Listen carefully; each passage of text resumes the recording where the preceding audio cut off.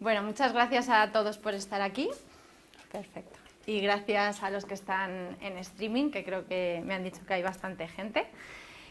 Bueno, como acaba de decir Alfredo, esto es una charla corta en la que voy a intentar introduciros lo que es la inflamación y por qué es tan importante que nos preocupemos, o nos ocupemos, mejor dicho, de ella.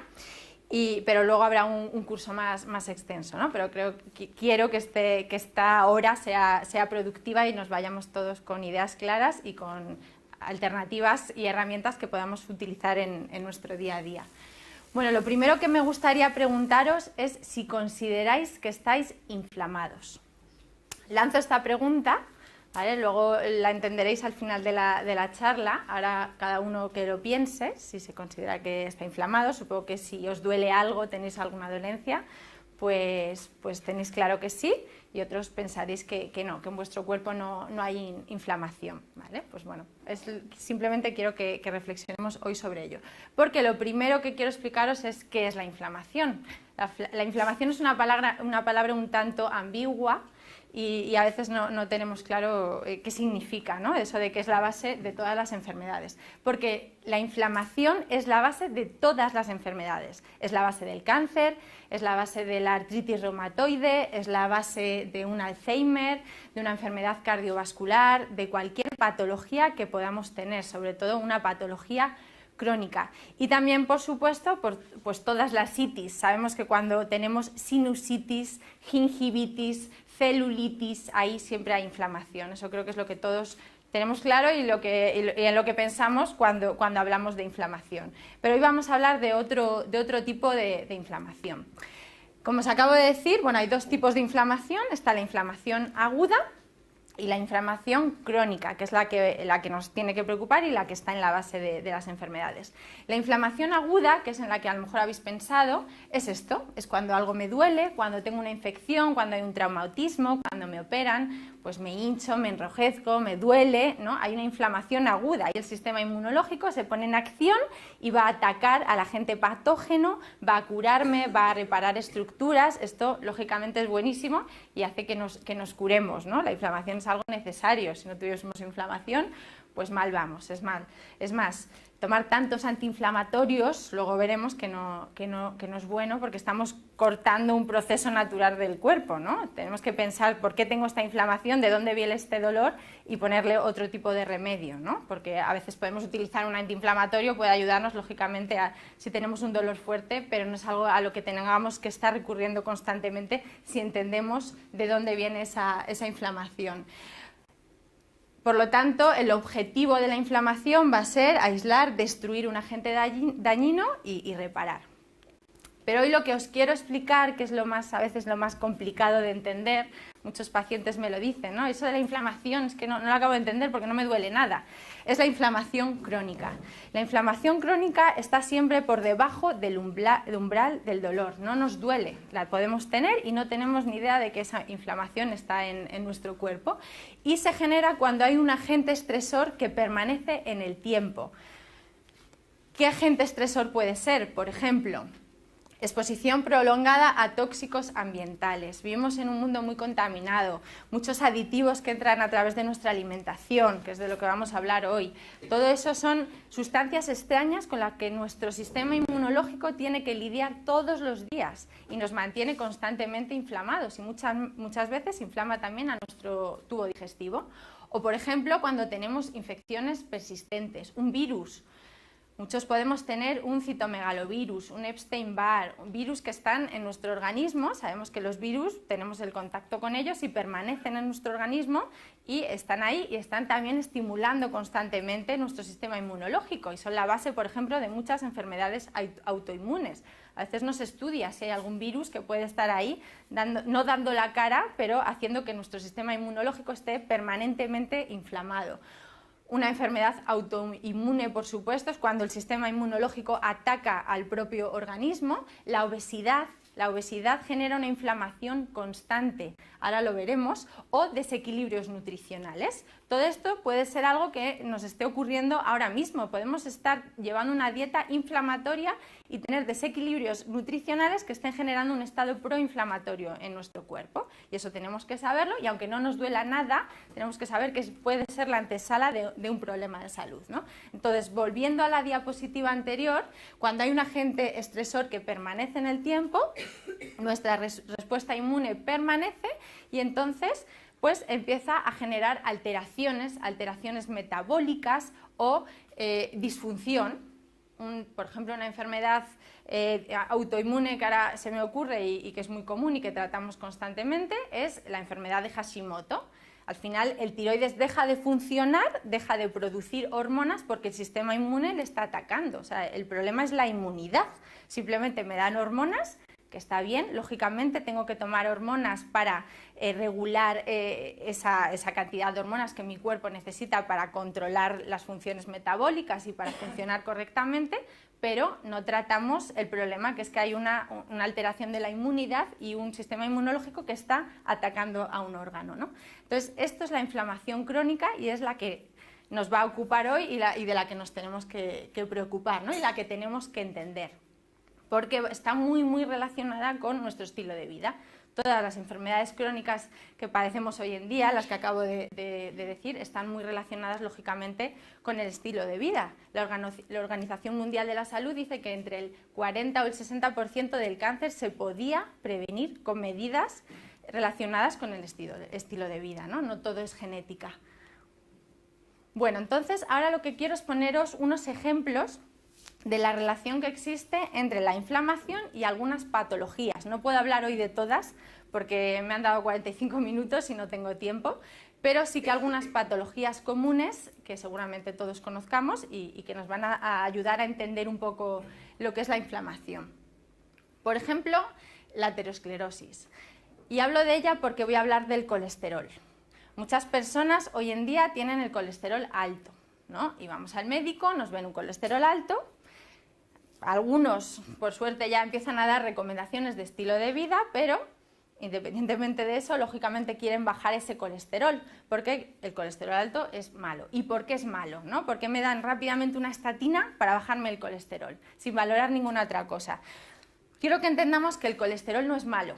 No es malo, es bueno, porque del colesterol vienen muchísimas hormonas. Por ejemplo, el otro día tuve un paciente que le habían bajado tantísimo el colesterol porque le habían dado estatinas y él por su cuenta se puso a hacer deporte, a hacer dieta conmigo, a cuidarse, y entonces tenía un colesterol bajísimo. Bueno, pues se encontraba cansado, era un empresario, pues en el trabajo todo le daba igual, no tenía ese ímpetu, no se encontraba bien emocionalmente, estaba muy bajito y dice: Elisa, yo no soy así, no he estado nunca así.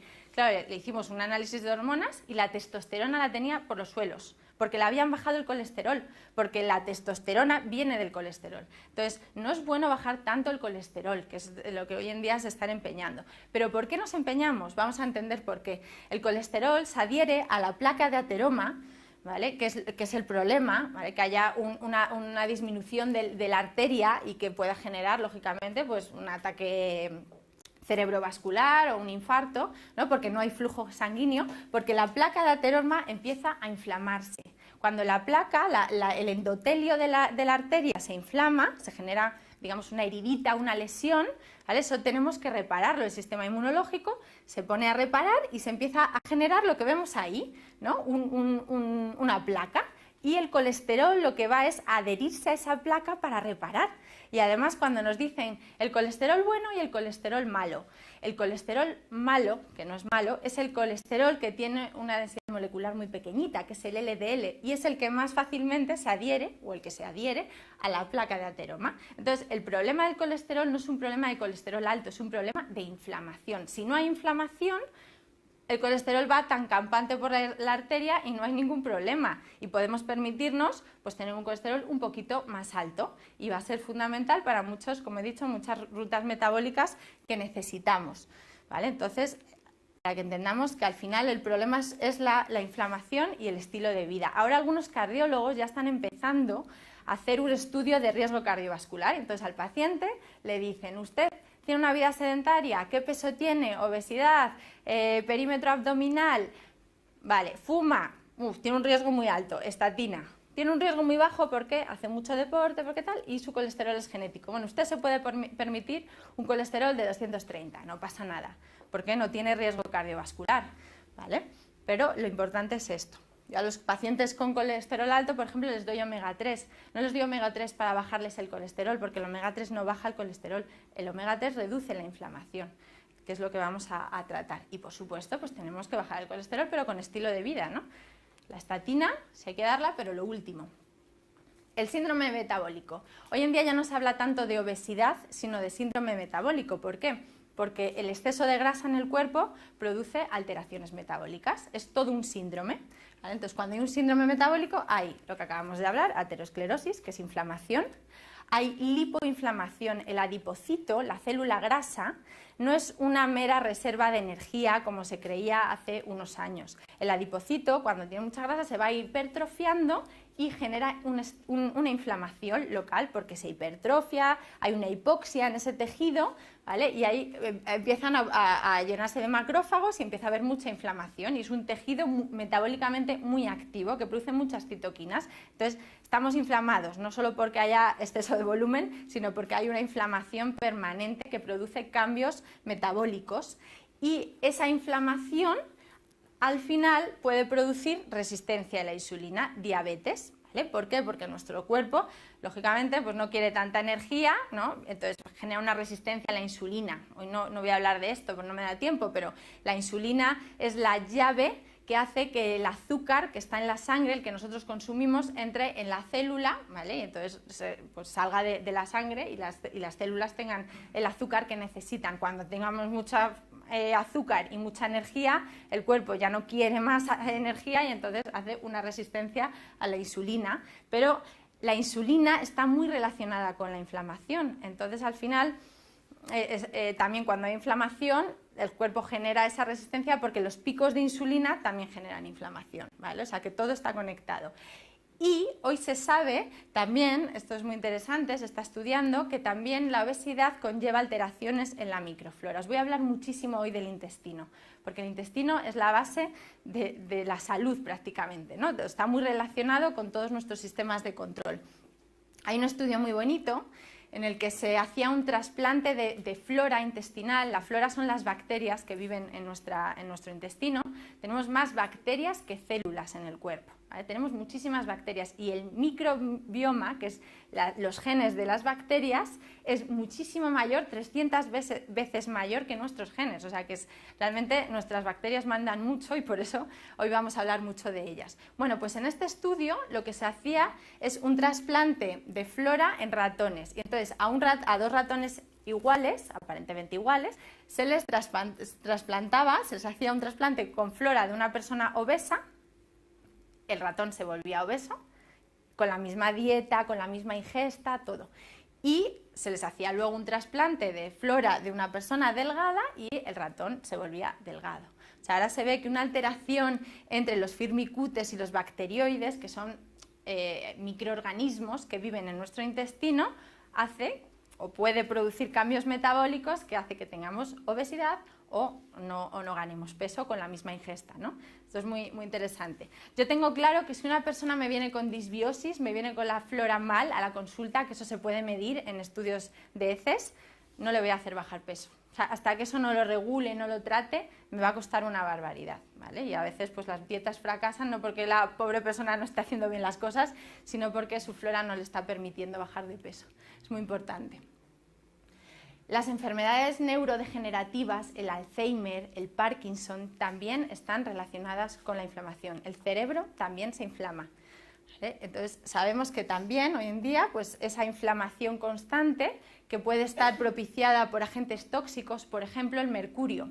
El mercurio que se encuentra en los pescados azules muy grandes, que ahora se habla mucho de evitar el atún, el emperador, que por desgracia son pescados muy buenos porque tienen omega 3, pero están súper intoxicados porque acumulan mercurio a lo largo de su vida, porque el mercurio se acumula en la grasa.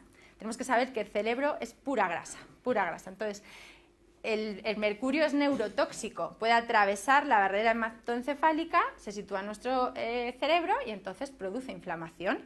Virus también, el estrés, hablaremos de ello ahora, también produce inflamación. ¿vale? Y algunas estrategias, como dar omega 3, aparte de ayudar a reducir la inflamación en otras partes del cuerpo, también ayudan a reducir la inflamación en el cerebro, ¿vale? Entonces, que sepamos que también las enfermedades neurodegenerativas tienen una base inflamatoria, y aquí abajo pongo los estudios que hablan de ello. Bueno, hay muchísimo, ¿no? Yo he buscado algunas referencias. Como esto va a estar luego colgado, hay gente que le gusta luego ir a las referencias e investigar un poquito más. Porque estos estudios los encontramos todos en PubMed, que están en Google, y los podemos encontrar fácilmente. Bueno, y también se sabe que el cerebro está muy relacionado con el intestino, y esto es muy interesante. Se ha visto que en personas con Parkinson, que aparecen en el cerebro y también en el Alzheimer, los llamados cuerpos de Lewy, bueno, que son estructuras proteicas que están alteradas, que están con un estado patológico, ¿vale? Y bueno, aparecen en el cerebro. Pues se ha visto que estas mismas estructuras aparecen en el intestino, porque en el intestino tenemos neuronas también.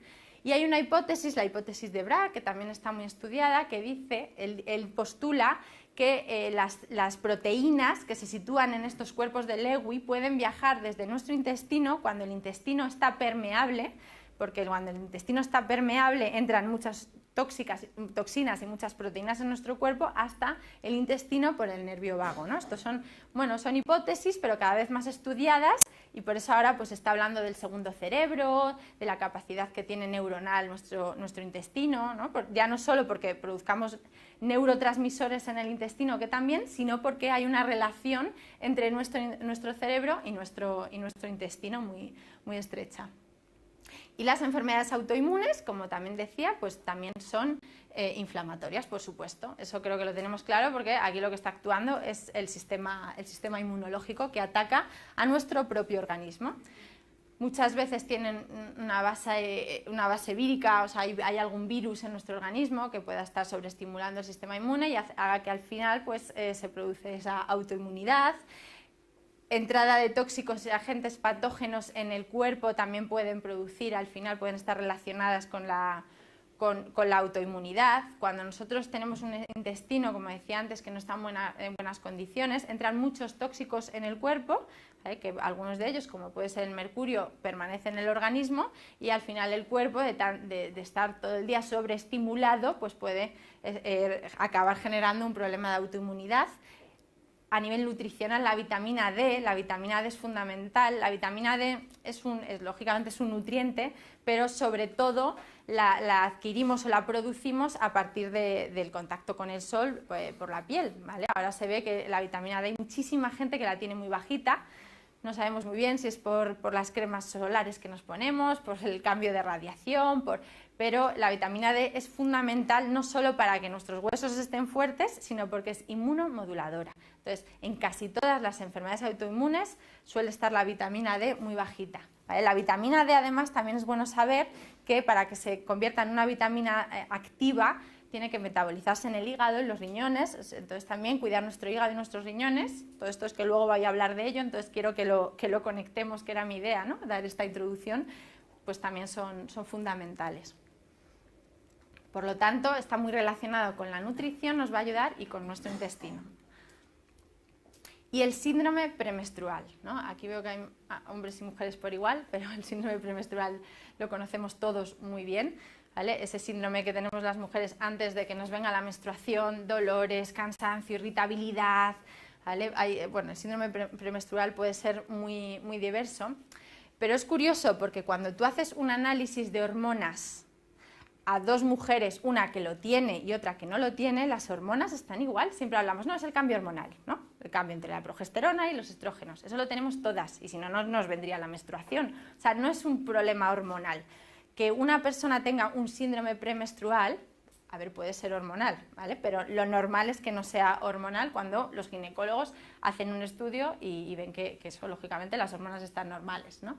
Pues hay otras alteraciones. Por ejemplo, volvemos al intestino. El intestino os voy a hablar mucho. Alteraciones en la flora. Hay un tipo de bacterias que tenemos en nuestra microbiota, que son las Clostridium, que pueden estar en sobrecrecimiento. hay veces que hay alteraciones entre nuestras colonias bacterianas y podemos tener un exceso de Clostridium. Bueno, pues esta bacteria lo que hace es que aumenta la presencia de una enzima, que es la beta-glucuronidasa, que lo que hace es que libera estrógenos, que estos son reabsorbidos luego a nivel intestinal. Entonces se genera un hiperestrogenismo. Tenemos más estrógenos de lo normal por una alteración intestinal. Fijaros.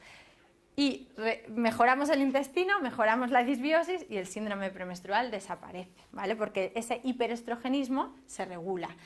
Hay más factores que pueden influir, por ejemplo, alteraciones hormonales producidas por disruptores endocrinos. Los disruptores endocrinos son tóxicos normalmente, algunos pesticidas lo son, y el bisfenol A es una sustancia que está en los plásticos. Está en los plásticos de la comida que consumimos, está en los plásticos de algunas botellas, ¿vale? Entonces sabemos que es una sustancia que produce alteraciones en el metabolismo de los estrógenos porque interactúa con el receptor de los estrógenos, ¿vale? Otra cosa a tener en cuenta en nuestra alimentación, no consumir tantísimos plásticos o alimentos con plásticos, además de que es algo bueno para el medio ambiente, lógicamente.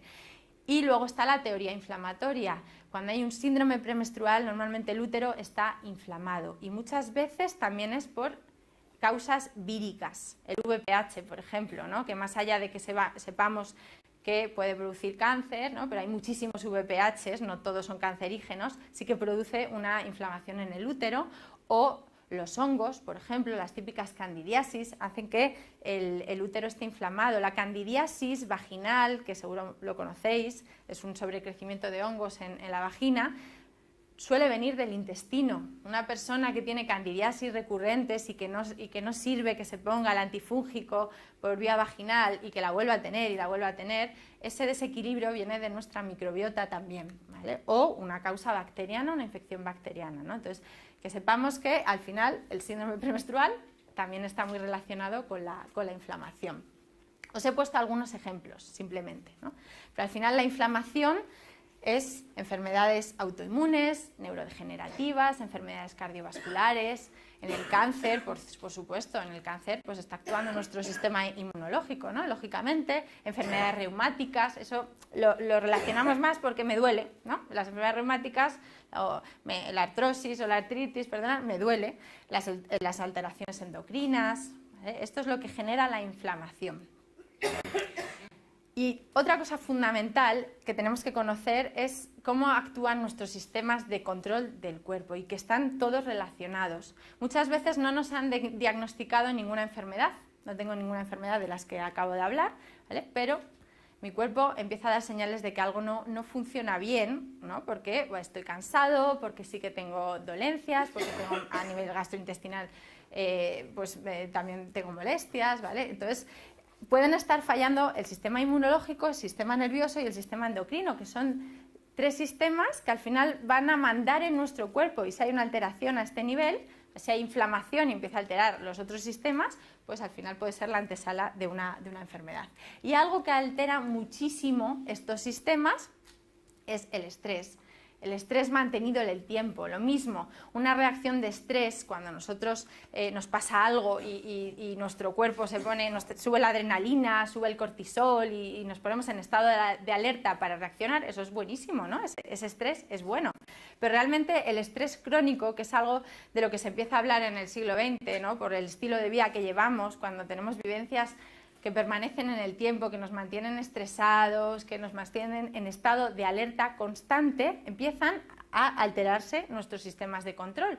¿Por qué? Porque tenemos estrés, entonces estamos produciendo adrenalina todo el día. Tenemos la adrenalina alta y entonces la adrenalina produce también un cambio hormonal, que es un exceso de cortisol. El cortisol es una hormona. Entonces empieza a haber cambios a nivel endocrino, porque el cortisol está alto. Y el cortisol produce una bajada del sistema inmunológico, porque el cortisol produce luego citoquinas inflamatorias. Entonces estos tres sistemas se ponen a funcionar. Entonces el estrés al final, por este círculo que estamos viendo, acaba generando también inflamación. Otra cosa importante, ya no solo es la dieta, yo voy a hablar hoy de alimentación, pero también tenemos que controlar el estrés. Sé que es difícil, pero bueno, que tengamos presente que con el ritmo de vida que llevamos hoy en día, pues todo lo que podamos hacer para estar más tranquilos, para dormir bien. Si yo no duermo bien, mi inmunidad baja, porque mi cuerpo durante el día empieza a producir cortisol, porque está en estado de alerta. Yo necesito hacer las cosas lo que me demande la vida, ¿no? Y entonces el cortisol sube para que nosotros podamos asumir las tareas del día a día, y entonces nos baja la inmunidad, porque hay estrés y porque el cortisol está alto. Se empiezan a agotar los sistemas de control.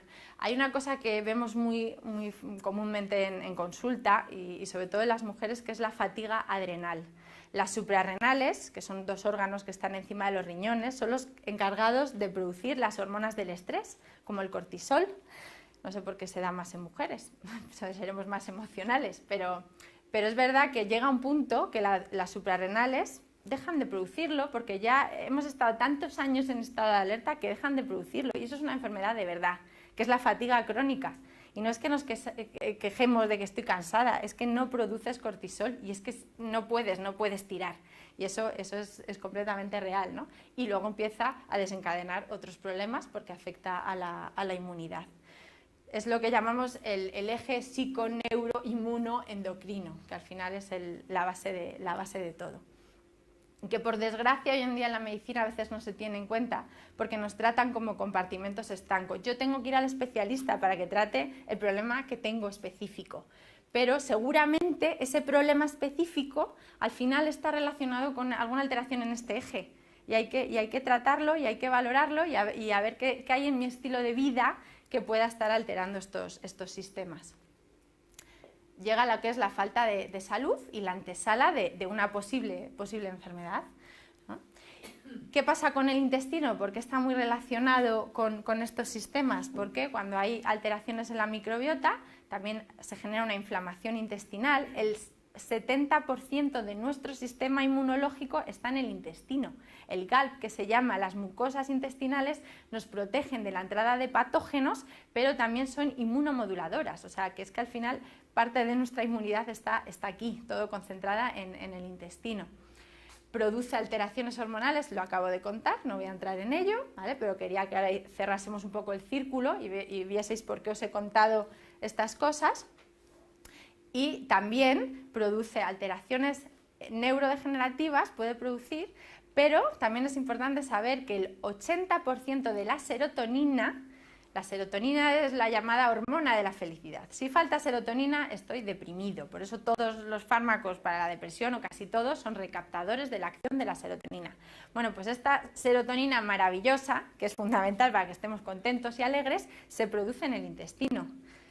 Estreñimiento constante, alteraciones intestinales, estoy de bajón, estoy mal, y ya, bueno, si esto sigue me acaban dando el antidepresivo, porque claro, no me han mirado el intestino, y es que no estamos produciendo serotonina. Y la dopamina también, la dopamina es lo que nos da el input por la mañana para empezar a funcionar, pues también se produce en el intestino. Donde más serotonina tenemos es en el intestino, y luego en las plaquetas, y luego en el cerebro, no en el cerebro es donde más serotonina tenemos. Y es fundamental hacer una nutrición reguladora para que nuestro intestino funcione bien y entonces todo esto esté en equilibrio y no haya alteraciones luego a nivel de inmunidad, del sistema nervioso o del sistema endocrino. Vamos a hablar un poquito del intestino, que esto también podría ser una charla entera porque es interesantísimo, ¿vale? Yo como nutricionista lo primero que pregunto es, si aquí mi compañera también, es por el intestino, ¿verdad?, de todos los pacientes. Como ya os he dicho, produce serotonina, produce dopamina, está muy relacionado con el sistema nervioso, esto es un resumen, ¿no? Es una barrera inmunológica, te produce un control metabólico, equilibrio hormonal y la nutrición depende del intestino. Si el intestino no funciona bien, no tenemos una buena absorción de nutrientes. Por muy buena dieta que yo le dé a esa persona, si su intestino no está bien, no está absorbiendo bien. Entonces hay déficits nutricionales, ¿vale? Entonces la nutrición depende de aquí porque este es el filtro por el que lo que entra por la boca va a llegar a mis células, si no, no llega, ¿no?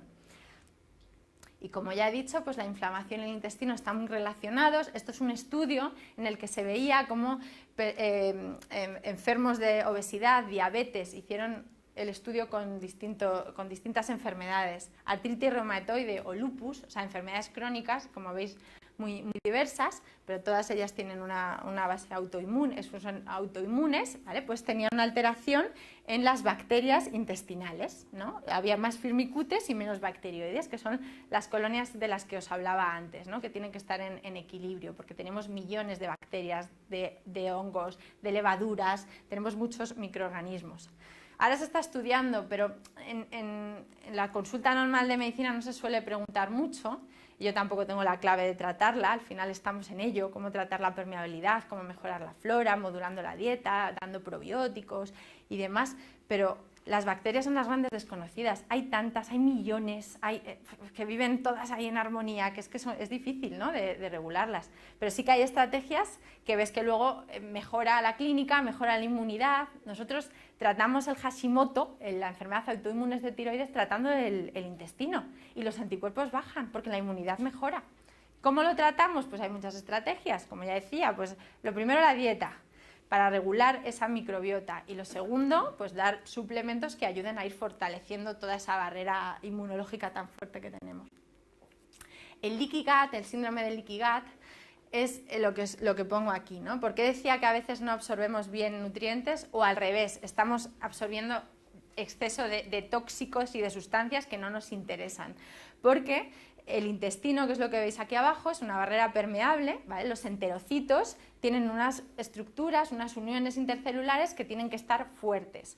Cuando la flora que vive encima de esta capa de células, ¿no?, que son el cepillo que absorbe nutrientes, cuando esa flora está desestructurada, cuando me han dado antibióticos por doquier y entonces han matado a todas mis bacterias, no tengo ahí nada que me protege, esas bacterias que nos están protegiendo constantemente son tan importantes, no están ahí porque acaban de darme una tanda de antibióticos increíble, ¿vale? Entonces las estructuras celulares empiezan a alterarse y entonces al final aparece un exceso de permeabilidad y entran en el cuerpo más toxinas de las que tienen que entrar, ¿no? Esto es lo que se llama el leaky gut. El gluten, vamos a empezar ya a hablar un poco de nutrición. El gluten es la proteína de muchos cereales, del trigo, de la cebada, del centeno, de la avena, de la espelta, seguro que lo conocéis, porque hoy en día se está hablando todo el día del gluten. ¿Qué pasa con el gluten? Que es una proteína que activa una proteína que se llama zonulina, que es la que regula la permeabilidad intestinal. O sea, el gluten favorece que haya un exceso de permeabilidad intestinal. Por eso, en enfermedades autoinmunes o con base inflamatoria, una de las cosas que se suele recomendar es quítate el gluten. Pero yo quiero también matizar una cosa. Hay distintos tipos de gluten. No todos los glútenes son iguales. Cada cereal tiene un tipo de gluten. Están las prolaminas, las gliadinas, las aveninas. Son distintas proteínas que todas se llaman gluten porque todas se considera gluten, ¿no? Entonces, el gluten del trigo que consumimos hoy en día, ¿vale?, que es este que tenemos aquí abajo, es un supergluten. Es un gluten muy modificado que lo han transformado genéticamente para que resista plagas, para que se pueda cultivar masivamente, para que consigamos unas masas súper palatables. Es el supergluten, como yo le llamo, ¿no? ¿Por qué? Porque tiene un tamaño molecular muy grande, tiene 42 cromosomas, o sea, esa proteína es bien grande, comparado al gluten antiguo, el que se consumía antiguamente, que el pan de antes no tenía nada que ver con el pan que consumimos hoy en día, que tenía 7 cromosomas. O sea, una proteína que nuestro intestino podía digerir muchísimo mejor. 42 cromosomas, aunque no sepamos de genética, tenemos que pensar que eso es muy grande para que el intestino, comparado al otro, lo digiera bien. Entonces, el trigo actual es el más inflamatorio. Por eso, si queremos reducir inflamación, tenemos que intentar reducir el trigo. Consumir panes de espelta, de camut, que tienen 12 cromosomas, por lo menos es más chiquitito. Entonces lo toleramos muchísimo mejor, no va a generar tanta inflamación como el trigo actual. Por eso no siempre hay que quitar todo el gluten.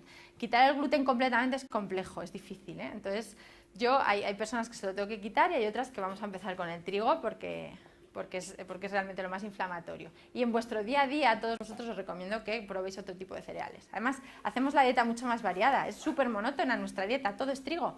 Toma pan de avena, galletas de espelta, cómprate pasta de quinoa y tu dieta de repente empieza a ser una dieta variada de verdad. ¿Qué es una alimentación reguladora para mi intestino? Pues una dieta que sea rica en fibra, las bacterias intestinales se alimentan de fibra. Cuando hablamos de prebióticos es fibra, ¿vale? Que son los hidratos de carbono que no se absorben, o sea, bueno, sí que se metabolizan y parte al final se convierte en calorías y en nutrientes, pero que utiliza nuestra flora para alimentarse. Tiene que ser antiinflamatoria, que eso vamos a hablar ahora de ello y no me voy a extender ahora porque voy a hablar más de ello. Tiene que ser natural, ecológica, integral, pues para que evitemos todos esos tóxicos que pueden alterar la microbiota. Y equilibrada en hidratos de carbono y proteínas. Esto ya no es solo bueno para tener una nutrición óptima, sino porque nosotros tenemos una flora que es fermentativa, que fermenta hidratos de carbono, y una flora que es proteolítica, que consume proteínas y metaboliza proteínas. Las dietas muy ricas solo en proteínas van a tener una flora muy proteolítica. Las dietas muy ricas solo en vegetales, una persona vegetariana no bien controlada, que no toma proteínas como debe tomar, que por supuesto un vegetariano las puede tomar, va a tener un exceso de flora fermentativa, muchísimas fermentaciones. Al final los dos desequilibrios son malos. Bueno, ¿y qué es una dieta antiinflamatoria? ¿Cuáles son las bases de este tipo de dieta? Tenemos que mantener los niveles de glucosa estables, tenemos que consumir grasas adecuadamente, voy a hablar ahora de ello, esto es el resumen. Tiene que ser rica en antioxidantes y tiene que ser depurativa. Tenemos que ayudar a nuestro cuerpo a detoxificar todas las sustancias que le van a inflamar. ¿Qué significa que haya un equilibrio graso? Bueno, hay dos tipos de grasas que son esenciales. Esencial quiere decir que nosotros no los producimos, que las tenemos que incorporar con la alimentación, que son los omega 3 y los omega 6, que también seguro que los conocéis. ¿Qué pasa en la dieta actual? Que tenemos un desequilibrio entre estas grasas. Nosotros tenemos que consumir exactamente la misma cantidad de omega 3 y omega 6 porque al final son dos grasas que comparten las mismas rutas metabólicas, comparten las mismas enzimas, y al final una produce citoquinas inflamatorias y la otra produce citoquinas antiinflamatorias. Si tengo un exceso de una, pues al final va a haber un detrimento de la otra. Y el omega 3 es el antiinflamatorio. Hoy en día nuestra dieta actual, la dieta occidental, como estamos tomando muchísimos aceites vegetales, por ejemplo los alimentos procesados, pues hay mucho aceite de maíz, aceite de palma, aceite que son omega 6, que son proinflamatorios, pues al final tenemos un exceso de grasas proinflamatorias. Y los omega 3 no es que los consumamos menos que antes, es que al final el desequilibrio es tal porque estamos consumiendo un exceso de las que no son tan buenas, ¿no? El omega 3, ¿dónde está? El omega 3 está en el pescado, está en las algas, que ¿por qué no consumirlas? Oye, igual que las consumimos cuando vamos al japonés, pues son buenísimas y tienen mucho omega 3. Está en semillas como el lino, como la chía, ¿vale? Entonces hay que consumir más pescado, más frutos secos, más semillas que tienen omega 3 y evitar, por supuesto, las grasas de palma, los aceites de girasol, de maíz, todas estas grasas que son omega 6 y están haciendo que haya este desequilibrio que genera un estado proinflamatorio, aunque no nos duela, aunque no tengamos ni ideas, pero de repente hacemos un análisis en sangre de cómo están tus niveles de omega 3 y de omega 6 y todo está desequilibrado y tú tienes una inflamación subclínica y no lo sabes, o sea que así de importante es la nutrición. La glucemia es fundamental que esté estable. ¿Por qué? Porque, como ya os he dicho antes, los picos de insulina producen inflamación, ¿vale? Entonces, mantener la glucemia estable es, al final, pues evitar los azúcares. Esto es más sencillo, ¿no? Aparentemente. Evitar el azúcar refinado, las harinas refinadas. Un cereal refinado está desprovisto de nutrientes. Porque es lo normal tomar arroz blanco y no tomar arroz integral, cuando el integral es el que realmente nos aporta todo. Bueno, pues porque nos lo han vendido así. Si al final la industria lo que nos quita lo vende por otro lado para alimentar animales. Es así, pero nosotros tenemos que consumir lo que más nos nutra y lo que además no nos produzca esos picos de glucemia, como son los alimentos refinados. Eso quiere decir mantener los niveles de glucosa estables. La alimentación también tiene que ser rica en antioxidantes. ¿Por qué? A ver, otra de las cosas que produce inflamación es el estrés oxidativo. Vamos a explicarlo. La actividad celular normal, el metabolismo de nuestras células, ¿vale? El metabolismo energético que se produce en las mitocondrias, produce radicales libres. Eso es algo normal de la propia actividad que tiene nuestra mitocondria, ¿vale? Que son pues sustancias reactivas de oxígeno, ¿vale? Entonces, esto va oxidando la célula y el estrés oxidativo natural es normal y es lo que nos hace envejecer una de las cosas que nos hace envejecer y tiene que ser así, ¿no? Pero hoy sabemos que los contaminantes, el estrés psicológico, la mala alimentación, todos los estresantes que nosotros podemos tener por nuestro estilo de vida, produce también un estrés oxidativo exagerado, ¿vale? Nuestro cuerpo produce antioxidantes para combatir estos radicales libres, esta oxidación, pues por ejemplo, la coenzima Q10, la superóxido dismutasa, son sustancias que produce nuestra propia célula para combatir el estrés oxidativo. Pero si nosotros vivimos en un entorno contaminado, como tenemos tanto estrés oxidativo, necesitamos un extra de antioxidantes que no oxiden excesivamente la célula y produzca al final una alteración metabólica y produzca inflamación. Por eso los antioxidantes son fundamentales y son antiinflamatorios. Cuando hablamos de los superalimentos, los alimentos que nos aportan más beneficios a nivel de salud, es porque tienen muchos antioxidantes para combatir este estrés oxidativo.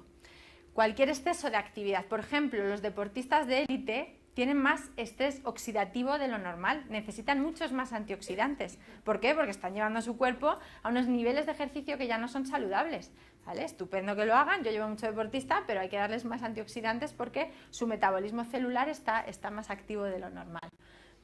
Antioxidantes, alimentos que son antioxidantes, sobre todo los vegetales, ¿vale? Pero por ejemplo el brócoli y el resveratrol, o las uvas, perdonad, los he puesto porque son buenos antioxidantes para la mujer, ya que he hablado antes del síndrome premenstrual, perdonadme los hombres, pero bueno, también el resveratrol también se ha estudiado mucho en problemas de próstata, ¿eh?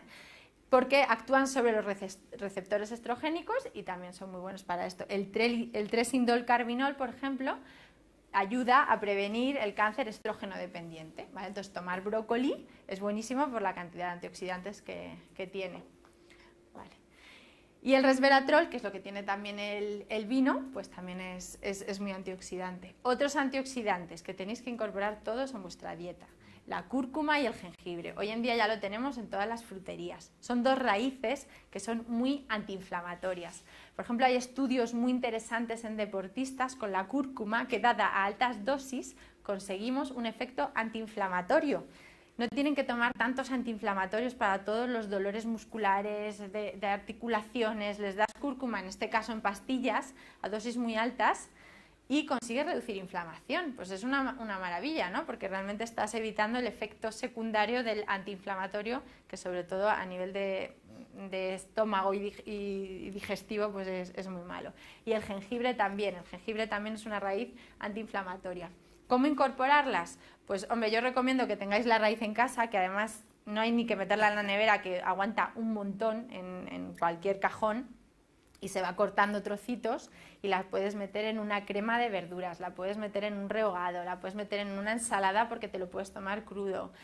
Por ejemplo, cuando tenemos la garganta inflamada, masticas un poco de jengibre, que aviso que pica, yo como estoy todo el día hablando, pues a veces lo hago, y te desinflama rápidamente, te pones el trocito de jengibre en la boca y es que te desinflama muchísimo, o sea que tiene un montón de sustancias que son antiinflamatorias y que tenéis que incorporar en la alimentación, ¿vale? Hoy os daré algunas ideas, en el curso vamos a hablar mucho de esto porque vamos a hacer un curso de cocina y claro, trabajaremos con todos estos ingredientes. Y cuando hablo de comer para nutrir, parece algo muy obvio, ¿no? Para nutrirse, pero es que cuando vamos a hacer la compra no estamos mirando realmente lo que estamos comprando y si lo que lleva el producto realmente me alimenta o me está aportando una de sustancias químicas que no me interesan, que es trabajo para el cuerpo, como yo digo, porque eso tiene que salir como sea del cuerpo, no se va a quedar ahí, a no ser que sea el mercurio que se queda y encima genera inflamación, sino estamos dando trabajo a nuestros sistemas de detoxificación del cuerpo, ¿vale? Entonces tenemos que ir a comprar productos frescos, naturales, y evitar en la medida de lo posible, sin volvernos locos, pues todo aquello que son aditivos, que no necesitamos, ¿no? De esto también podría traer muchísimos estudios de cómo nos afectan, pero no era mi idea hoy, simplemente deciros que pues hay muchísimos productos químicos, ¿no? Como os he puesto aquí, se encuentran en el mercado 70.000 productos químicos diferentes y 1.500 cada año pues, se generan nuevos. La industria de los químicos es una barbaridad, ¿no? Se dice que el negocio mundial de aditivos está valorado en 25.000 millones de dólares. O sea, hay muchos intereses en torno a todo esto, por desgracia es así. Y a veces no nos protegen tanto como creemos, entonces nosotros simplemente lo que tenemos que hacer es mirar etiquetas, intentar consumir productos frescos, si es que es sencillo, ¿no? Aparentemente muy sencillo y siempre que podamos ecológico. Este mensaje lo tengo que dar porque es verdad, tenemos que empezar a consumir más ecológico y poco a poco pues esperemos que los precios mejoren y que podamos consumirlo todos, ¿no? Pero hoy por hoy pues es menos accesible, pero cuanto más lo consumamos mejor. Al final tenemos que ir a un consumo mucho más sostenible. Esta mañana, lo digo como anécdota, he estado con una periodista porque han sacado ahora Carrefour insectos para comer, que he tenido que probarlo, casi me da algo, porque había que probarlo con la periodista, ¿no? Y al final, bueno, pues es verdad que para nosotros es algo que me ha dado algo al probarlo, pero bueno, son alimentos muy nutritivos, a nivel de sostenibilidad pues, y ecología pues va muy bien porque no eliminan tanto CO2 para el efecto invernadero, ni se necesita tanta agua, y son ricos en proteínas, en omega 3, en todo lo que estamos diciendo, y son alimentos muy nutritivos. Lo que pasa es que el choque cultural es muy gordo y nos va a costar un montón, pero en Carrefour ya los tenéis ahí en el stand y además te lo ponen bien grande, que son insectos comestibles. Y bueno, en fin, eso es una anécdota, pero que al final, bueno, pues están haciendo estrategias para que intentemos comer cada vez, veo caras de horribles por aquí, cada vez más de una manera más sostenible, y comer ecológico es una manera, ¿no?, de hacerlo. Bueno, y el detox, ¿no? Ahora se habla muchísimo de las dietas detox, de hacer depuraciones y demás. Es una moda, realmente no es una moda. Como vivimos donde vivimos y el entorno está contaminado y tampoco, como he dicho, hay que volverse loco, ¿vale? Comer ecológico lo que podamos, pero yo voy a respirar el aire que respiro, pues sí que tengo que hacer todo lo posible para ayudar a mis sistemas de depuración, que nosotros eliminamos tóxicos a través del hígado. El hígado los transforma en sustancias para que se eliminen, a través del intestino, por supuesto, a través de la piel, a través de los riñones y a través de los pulmones, ¿no? Entonces, todo lo que ayude a mejorar esa depuración, pues va a ser maravilloso, ¿no? El sistema de Pitchinger que es muy conocido porque hay muchas charlas en internet sobre esto, es como al final, si todos estos sistemas se bloquean porque hay un exceso de toxicidad, mi célula, que es lo que veis ahí, la de abajo, acaba totalmente intoxicada. ¿Por qué muta la célula? La célula no muta porque sí. O sea, podemos tener una genética, pero cuando está todo el día sometida a un ambiente tóxico, ácido, y que no está falto de nutrientes porque estamos intoxicados y porque no entran los nutrientes por el intestino, al final hay una mutación en la célula, ¿no? Entonces, pues realmente se puede hacer mucho por evitar esto, ¿no? Que a todos nos puede llegar la enfermedad, pero vamos a ser conscientes de que esto es así, de que la célula muta por algo. Entonces, depurarse no es una moda. Bueno, y algo así práctico y sencillo, ¿vale? Porque no tenemos hoy tiempo para más. 5 alimentos que hay que evitar. 5 cosas que tenéis que evitar en vuestro día a día en la medida de lo posible.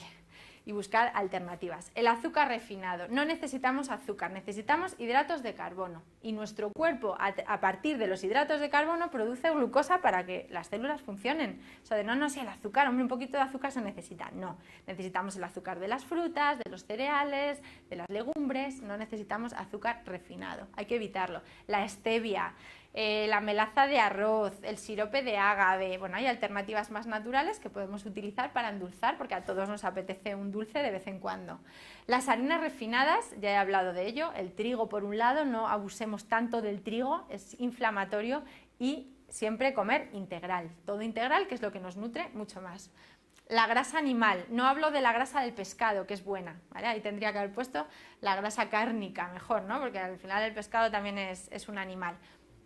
El tocino, la manteca, la mantequilla, son grasas proinflamatorias, tienen ácido araquidónico, que es una grasa que nos inflama. Entonces, vamos a comer carne, pero cortes magros, ¿eh? Y si como buen jamón y es ibérico de bellota, como está alimentado de bellota, que sepáis que es más poliinsaturado. Por eso el aceitito, el tocino bueno, es más aceitoso, es más poliinsaturado. O sea, que no es lo mismo el tocino terso, saturado, que es la que hay que evitar, al que es más aceitoso, ¿vale? O sea, que también dentro de las grasas animales hay grasas y grasas.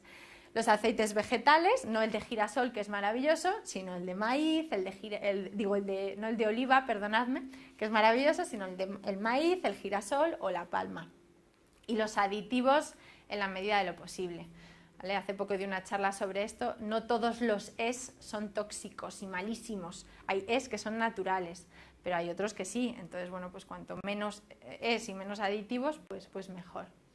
Y 5 alimentos que tengo que incluir en mi día a día, ¿vale? En mi dieta, o intentar en la semana. He puesto 5, hay 1000 alimentos antiinflamatorios, ¿no? He tenido que hacer una selección de 5 y no sabía qué poner porque podía poneros frutos rojos y muchísimas otras frutas, la papaya, la piña, pero el fruto rojo es verdad que es muy rico en antioxidantes.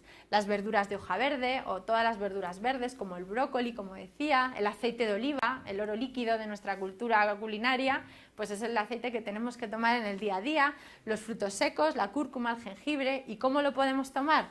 Pues por ejemplo, los frutos rojos, pues en el desayuno. Este es un desayuno súper nutritivo porque lleva frutos secos, lleva frutos rojos, lleva coco, lleva un montón de cosas de las que hablaremos en el curso de cocina. ¿Cómo meter las verduras de hoja verde? Pues siempre que podamos en crudo, porque al final el tomar crudos hace que no pierdan vitaminas y que mantengan todos sus antioxidantes. Podemos tomarnos verduras cocinadas, por supuesto, pero vamos a complementar la comida con una ensaladita verde, y verde también puede ser brócoli. El brócoli hecho al vapor muy poquito también está buenísimo, que está crujiente y mantiene todas sus propiedades, ¿no? Por supuesto, el condimento amarillo, que es el aceite de oliva, ¿vale? Una manera de tomar antioxidantes es que nuestra dieta sea colorida. Fijaros qué fácil. Tomar muchos colores, una ensalada de 1000 colores. Pues cada color, las sustancias que dan color son antioxidantes diferentes, todos ellos, ¿no? Tentempié, frutos secos. Y que de verdad que el fruto seco no engorda. A ver, si me tomo 200 gramos, pues por supuesto, como todo. Pero tomarme un puñado de almendras a media tarde me quita el hambre, me aporta magnesio, calcio, hierro, omega 3, me nutre muchísimo y no aporta tantas calorías, o las calorías que aporta son buenas. Y una cena naranja, pues la crema con cúrcuma, ahí podéis meter la cúrcuma, ¿vale? En las cremas de verduras, por ejemplo. Los betacarotenos, que son los antioxidantes que dan color naranja o rojo a las verduras, por ejemplo, pues ahora que llega el verano, pues son fundamentales para la piel y son muy antiinflamatorios también. Bueno, y ahora os voy a hablar así muy rápidamente sobre el ayuno. Ahora se está hablando mucho del ayuno intermitente. Yo lo meto porque nosotros estamos haciendo en la clínica un estudio sobre el ayuno y de verdad tiene muchas propiedades, más allá de perder peso, ¿vale? Y es interesante. También para hacer un buen ayuno, lógicamente, pues tendríamos que explicarlo bien y simplemente quería lanzar aquí la idea y saber que hay muchos estudios en torno a esto, que parece que a veces habla del ayuno y es una burrada y no lo es. En todas las medicinas más antiguas, la Ayurveda, la medicina china, todas hacen ayunos, en todas las religiones, ¿vale? Cuando nosotros hacemos un ayuno, que haya puesto un estudio de los muchos que tengo ya buscados, pues la restricción calórica pone a todos nuestros sistemas de control en alerta, pero en alerta buena, porque al final se ponen a funcionar. Entonces se ha visto que mejora la inmunidad, también como entramos en un estado de autofagia o un estado más catabólico, porque nuestro cuerpo empieza a tirar de nuestras reservas, por ejemplo, se reducen las placas de ateroma, ¿vale? Hacer ayunos reduce la placa de ateroma, siempre hay que hacerlos bien, no os estoy diciendo que ahora lo hagáis, simplemente que tengáis la idea y que sea una medida antiinflamatoria bien hecha, muy interesante. Mejora la neuroplasticidad también, el sistema nervioso mejora, disminuye, como he dicho, la placa de ateroma, se reduce la inflamación, ¿vale? Los ayunos son interesantes para esto. ¿Y de qué ayunos quería hablar hoy aquí? Del ayuno intermitente. ¿Vale? Otra cosa son los ayunos hago ayunos de muchos días, esos ya tienen que ser indicados por un médico. El ayuno intermitente simplemente es que deje de comer 16 horas un día. Se suele recomendar, pues si se quiere hacer, por ejemplo, para mejorar una diabetes, que mejora la resistencia a la insulina una barbaridad con los ayunos, pues a lo mejor un par de días a la semana, el lunes y el jueves. Y simplemente lo que se hace es que no se come desde las 3 de la tarde, desde el día desde la comida del mediodía hasta el día siguiente. Se toman calditos, se toman zumo de limón, puedo tomar infusiones, pero no como. Y en esas 16 horas ya le damos tiempo al cuerpo y además casi todas esas horas estoy durmiendo, o sea que es muy llevadero. Yo lo he hecho alguna vez y se lleva estupendamente. Para ya empezar a producir todos esos beneficios a nivel metabólico y no tengo que hacer un ayuno, como ya digo, de muchos días, que eso es ya, hay clínicas que te ingresan y te hacen ayunos, pero eso no estoy hablando de esto. Estoy hablando de que de vez en cuando sí que dejemos descansar un poquito a nuestro sistema. Realmente nosotros comemos mucho a todas horas, pero eso, nuestra genética no está tan preparada para eso, porque realmente nosotros venimos del paleolítico, digamos, que ahí pues se comía cuando podíamos, ¿no? Cuando se tenía alimento, cuando se cazaba. Entonces nosotros ahora hemos cambiado muchísimo nuestra alimentación y nuestra manera de comer, ¿no? Entonces de vez en cuando hacer descansos y hacer ayunos, la verdad es que reduce muchísimo la inflamación, ya digo que está muy estudiado y mejoramos mucho a nivel metabólico. Entonces os animo a que un día hagáis esto, decir hoy voy a estar a líquidos, por supuesto, pero simplemente una tarde y hasta el día siguiente. Y de esto también hablaré más extensamente porque es muy interesante. Y yo ahora mismo me estoy haciendo una revisión muy buena de esto porque como nutricionista me decís hace 3 años, Elisa, los ayunos, y te digo, es un horror. No hagáis ayunos, que eso no sirve para nada porque luego vas a tener efecto rebote y vamos, yo era la primera que decía que no y desde luego es muy interesante. Por lo tanto, para mejorar estos 3 sistemas, que son nuestros sistemas de control, es fundamental la alimentación, es fundamental mantener la glucemia estable, el gluten o el trigo, mejor dicho, quitarlo, tomar muchos antioxidantes, tener un equilibrio entre los omega 3 y los omega 6, la vitamina D es fundamental, ¿vale? Y eso al final es que nos dé un poquito el sol y protegernos, pero no en exceso, ¿vale? Los tóxicos también son inflamatorios, hay que tener un intestino sano y es fundamental la crononutrición. Os he hablado del ayuno como un ejemplo que me ha parecido interesante traerlo aquí, pero simplemente también tenemos que comer de acuerdo a cómo funciona nuestro metabolismo. No nos podemos ir a la cama con una gran cena nunca. Tenemos que cenar todos los días, ¿vale? Pero no nos podemos ir con cenas copiosas. Cuando mi cuerpo necesita más calorías es por la mañana, ¿no? ¿Cocina antiinflamatoria? Pues la cocina antiinflamatoria es manejar todas estas sustancias, todos estos alimentos para que podamos comer cosas ricas y disfrutar y que no estemos tomando azúcar, aprender a hacer dulces sin azúcar y con estas otras alternativas, aprender a manejar otro tipo de harinas como es una harina de quinoa, de trigo sarraceno, de amaranto, ¿vale? Evitar la pérdida de nutrientes haciendo las verduras más al vapor y no cociéndolas tanto, ¿vale? Esto al final es lo que es cuando hablamos de cocina antiinflamatoria, cuando os dicen van a dar un curso de cocina antiinflamatoria, ¿vale? ¿Cómo pongo toda esta información en su sitio y en mi día a día, que al final es lo que me interesa, ¿no? Lo que voy a comer, porque estos son conceptos, pero al final tengo que saber lo que voy a comer. Y os pongo algunas ideas, por ejemplo, un bol de cereales, ahora está muy de moda, esto en muchos restaurantes por Madrid, estos saludables, pues tienen el acai bowl o el acai bowl, que es hacer un bol de avena con bayas rojas, con frutos secos, con canela, no me voy a meter en la receta porque no me dejan, no me da tiempo, pero son buenos desayunos más allá de nuestra tostada de toda la vida, que por supuesto. Frutos secos, pero puedo aprender también a hacer un queso de anacardos, que está buenísimo. Es una crema de untar hecha con frutos secos, más allá de tomarme el fruto seco, pues así, que es más aburrido, pues puedo hacer recetas interesantes, o el hummus, el famoso hummus, glucemia estable, porque no me sube la glucemia con estos alimentos, porque son muy nutritivos. La ensalada de quinoa, la quinoa es un alimento muy alcalinizante, ¿vale? Pues hacer recetas que sean más alcalinas, tomando cereales que son buenos para nosotros y, por supuesto, muchísimos vegetales.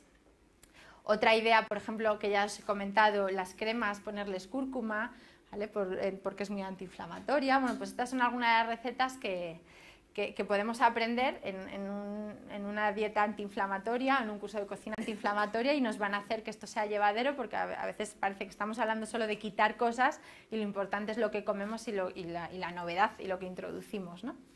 Y un consejo muy rápido para todos, simplemente para que nos depuremos durante la mañana o durante el día, es el agua con limón. Y ahora en verano podemos hacer una limonada que es mucho más interesante y mucho más rico con estos ingredientes. El limón tiene mucho potasio, por eso es diurético y nos ayuda a depurarnos, tiene bioflavonoides, tiene vitamina C, es alcalinizante, ¿vale? Entonces os animo, por daros así una receta sencilla y que viene muy bien, a que os preparéis ahora en verano una buena jarra con 1 litro de agua, le ponéis un limón en rodajas y otro exprimido, ¿vale? Además queda más bonito, todo esto tiene que ser visual, por supuesto. Le ponéis pepino, que también es muy depurativo, 3 rodajitas de jengibre, de este que os he enseñado, de la raíz, y unas ramitas de hierbabuena. Y a lo largo del día estáis tomando esta bebida. Y de verdad digo que ayuda a los riñones, al hígado, ayuda a que eliminemos toxinas, que es una de las cosas que tenemos que hacer para desinflamarnos, ¿no? Pues daros así un consejo breve. Por lo tanto, parece que cuando hablamos de inflamación tenemos que preocuparnos mucho, ¿no? Porque la inflamación silenciosa, que de la que hablan, ¿no? Qué miedo. Bueno, pues no hay que tener tanto miedo, simplemente pues coger las riendas de nuestra vida y de nuestra salud y empezar a ocuparnos para dejar de preocuparnos, ¿no? Y si cambiamos hábitos, pues realmente podemos llegar a controlarla, porque además lo dicen los estudios, no lo digo yo. Bueno, pues muchísimas gracias